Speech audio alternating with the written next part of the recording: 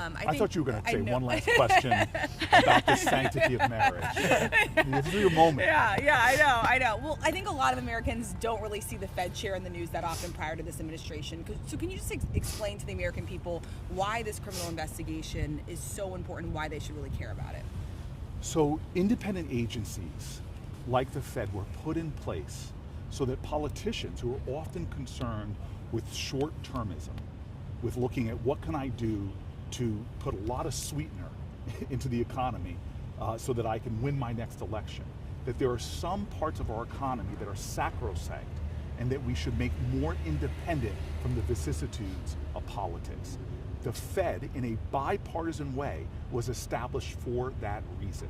We don't want some politician deciding, hey, let me lower interest rates, endanger our long-term economy, just so I can make sure I get reelected. But Donald Trump is upending all of that, upending the independence of many of these agencies that were set up with intentionality by Congress. And by allowing Donald Trump to bully, threaten, to use the Justice Department in the way that McCarthy did, to threaten, cajole, and bully people into submission, he is endangering our economy, violating what I believe is our laws and our basic ideals about how government actors should be acting in a democracy like ours. He is trying to turn our economy into what you're seeing in many developing nations that have runaway inflation or see their currencies drop.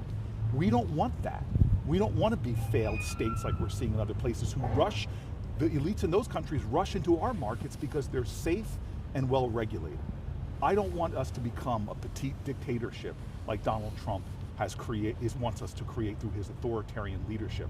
I want a solid bedrock blue chip democracy like we've had under Republican presidents and Democratic presidents, because they've respected independent agencies and they haven't used the Department of Justice to go after their perceived enemies.